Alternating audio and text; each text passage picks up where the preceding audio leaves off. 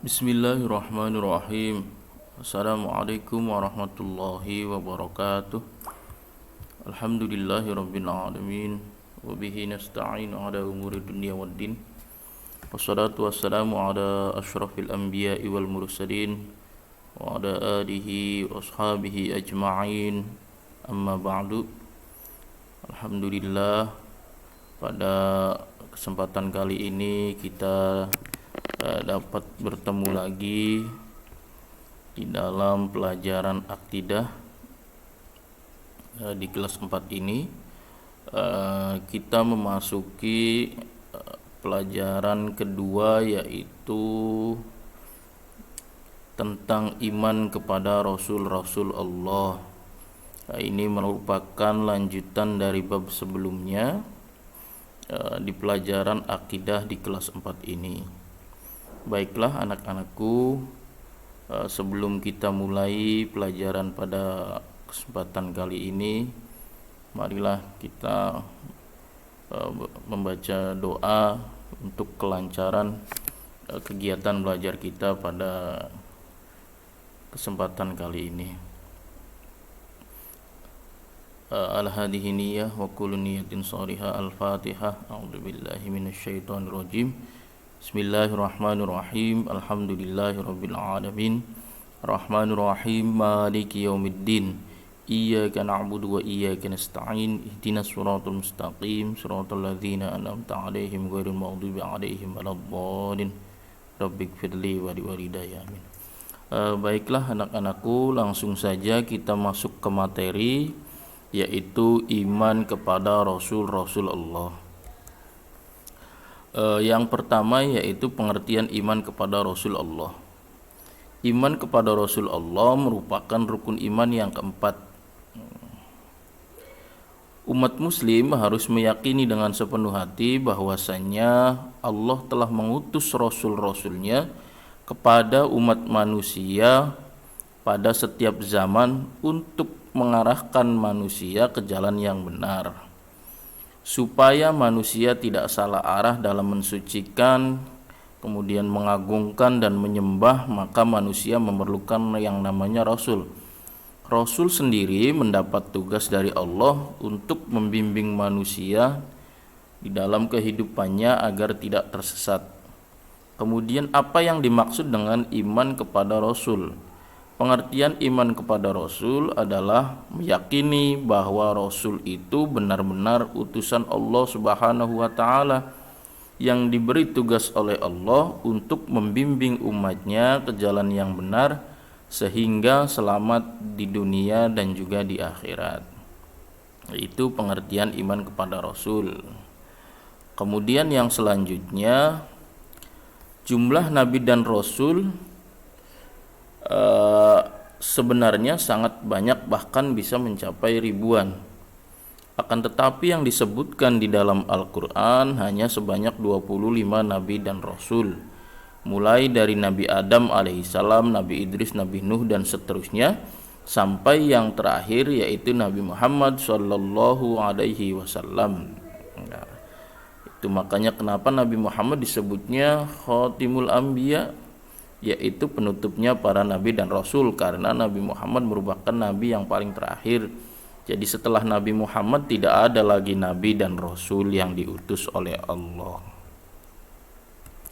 Selanjutnya yaitu sifat-sifat rasul. Seorang rasul memiliki sifat-sifat, dan sifat-sifat rasul ini terbagi menjadi tiga. Yang pertama yaitu sifat wajib bagi rasul. Yang kedua sifat mustahil bagi Rasul. Kemudian yang ketiga yaitu sifat jaiz bagi Rasul. Yang pertama, apa itu sifat wajib bagi Rasul? Sifat wajib bagi Rasul adalah sifat yang sangat terpuji dan terhindar dari sifat tercela. Sifat wajib bagi Rasul ini adalah sifat yang harus ada pada diri seorang Rasul. Artinya setiap Rasul pasti memiliki sifat-sifat ini. Sifat wajib bagi Rasul ada 4. Yang pertama yaitu siddiq atau jujur. Kemudian yang kedua amanah atau dapat dipercaya.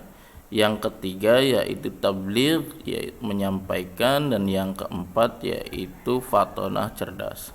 Jadi seorang rasul pasti memiliki sifat yang empat ini: jujur, kemudian dapat dipercaya, menyampaikan, dan cerdas. Seorang rasul harus jujur, kalau tidak jujur nanti umatnya tidak ada yang percaya. Kemudian rasul juga harus amanah. Kemudian rasul juga menyampaikan, karena salah satu tugas rasul yaitu menyampaikan wahyu dari Allah kepada umatnya. Kemudian seorang rasul juga harus cerdas, sehingga rasul mampu menjelaskan apa yang diwahyukan dari Allah kepada umatnya. Kemudian sifat yang kedua yaitu sifat mustahil bagi rasul. Apa itu sifat mustahil? Sifat mustahil adalah sifat yang tidak mungkin ada pada diri seorang rasul. Artinya seorang rasul tidak mungkin memiliki sifat ini.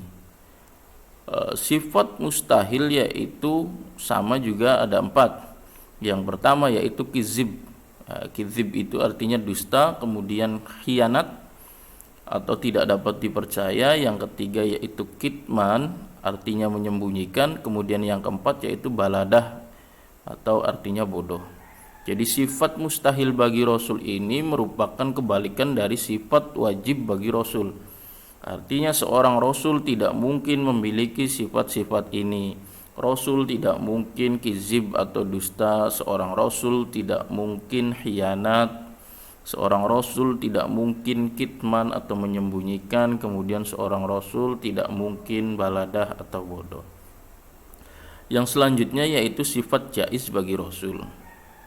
Sifat jaiz bagi rasul adalah sifat yang sama dimiliki seperti manusia pada umumnya, atau disebutnya sifat ini adalah sifat basyariyah, atau dengan kata lain yaitu sifat kemanusiaan. Sifat manusia pada umumnya. Kita lihat di sini contohnya makan, kemudian minum, tidur, dan lain sebagainya. Rasul juga makan, Rasul juga minum, kemudian Rasul juga tidur, bahkan Rasul juga sakit, dan lain sebagainya. Inilah sifat-sifat Rasulullah, yaitu ada 3: sifat wajib, sifat mustahil, kemudian sifat jaiz. Selanjutnya anak-anakku, apa sih tugas para rasul itu? Allah mengutus rasul tentunya dengan beberapa tugasnya, diantaranya 1, menyampaikan ajaran Islam kepada manusia dan mengajaknya untuk beribadah kepada Allah. Itu tugas rasul yang pertama. Kemudian yang kedua, menjelaskan semua permasalahan agama yang diturunkan oleh Allah. Tugas yang berikutnya yaitu membimbing manusia kepada kebaikan dan menjauh dari kejahatan. Tugas yang berikutnya yaitu membawa kabar gembira yang berupa surga dan peringatan yaitu berupa neraka. Kemudian memperbaiki kondisi umat manusia, memberikan teladan yang baik melalui perkataan maupun perbuatan. Kemudian menegakkan syariat Allah dan mempraktekkannya di tengah-tengah umat manusia. Dan yang terakhir, memperbaiki kesaksian atas umat mereka pada hari kiamat bahwa Rasul telah menyampaikan misi yang diterimanya dengan jelas. Itu tugas para Rasul diutus oleh Allah dengan tugas-tugasnya seperti yang disebutkan tadi. Kemudian selanjutnya hikmah diutusnya para Rasul. Hikmah yang dapat diambil dari diutusnya para rasul, anak-anakku, yang pertama yaitu membebaskan manusia. Rasul membebaskan manusia dari kebiasaan menyembah Tuhan selain Allah. Kemudian tugas yang kedua yaitu Rasul menjadi suri tauladan yang baik untuk manusia. Yang selanjutnya untuk meluluskan hujah manusia dengan mengutus para rasul sehingga tidak ada alasan bagi mereka untuk membantah Allah. Hikmah yang selanjutnya yaitu memberitahu kepada manusia untuk mengenal masalah gaib yang tidak bisa dicapai oleh akal seperti nama-nama dan sifat-sifat Allah, kemudian juga berita tentang hari kiamat.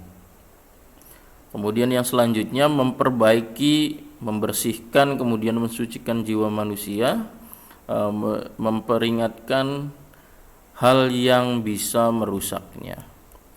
Itu hikmah diutusnya para rasul. Kemudian fungsi beriman kepada rasul. Supaya apa sih kita beriman kepada rasul itu? Setelah kita beriman kepada rasul, kita harus bagaimana? Yang pertama yaitu bertambahnya iman kepada Allah dengan mengetahui bahwa rasul itu memang benar-benar utusan manusia pilihan Allah yang diutus oleh Allah. Kemudian fungsi yang kedua, mau mengamalkan apa yang disampaikan kepada para rasul. Selanjutnya mempercayai tugas yang dibawanya dan disampaikan kepada umatnya. Selanjutnya lebih mencintai dan menghormati rasul atas perjuangannya. Kemudian memperoleh teladan yang baik untuk menjalani hidup. Selanjutnya mendapat rahmat Allah. Kemudian mengerti tata cara bertauhid, beriman atau berakidah, dan beribadah yang benar. Kemudian tuntunan menuju jalan yang benar untuk keselamatan dunia akhirat. Selanjutnya menjadi perantara mengenal Allah dengan segala sifat sempurnanya. Kemudian dapat membedakan antara yang benar atau yang baik dan yang salah atau yang buruk. Selanjutnya menjadikan teladan perilaku rasul dalam kehidupan sehari-hari, dan yang terakhir menjadi jembatan menuju kebahagiaan yang hakiki. Kemudian di sini perbedaan nabi dan rasul. Apa sih nabi dan rasul itu? Nabi dan rasul memiliki perbedaan. Dari segi pengertian, rasul adalah manusia pilihan yang diberi wahyu oleh Allah untuk dirinya sendiri dan mempunyai kewajiban menyampaikan yang diberi oleh Allah untuk umatnya. Sedangkan nabi adalah manusia pilihan yang diberi wahyu oleh Allah untuk dirinya sendiri, tetapi tidak wajib menyampaikan kepada umatnya. Jadi jelas perbedaannya. Nabi dan Rasul itu sama-sama diberi wahyu oleh Allah, sama-sama manusia pilihan. Tetapi kalau Rasul itu wajib menyampaikan kepada umatnya, tetapi kalau Nabi tidak wajib menyampaikan kepada umatnya. Itu perbedaannya. Itu saja anak-anak yang bisa Bapak sampaikan. Mudah-mudahan dapat dimengerti. Barangkali sampai di sini saja pertemuan kita untuk kali ini. Mudah-mudahan pertemuan kita kali ini mendapat ridho dan keberkahan dari Allah. Mudah-mudahan ilmu yang kita peroleh bermanfaat. Itu saja, kurang lebihnya Bapak mohon maaf. Wallahul muwaffiq ila aqwamit thoriq. Wassalamualaikum warahmatullahi wabarakatuh.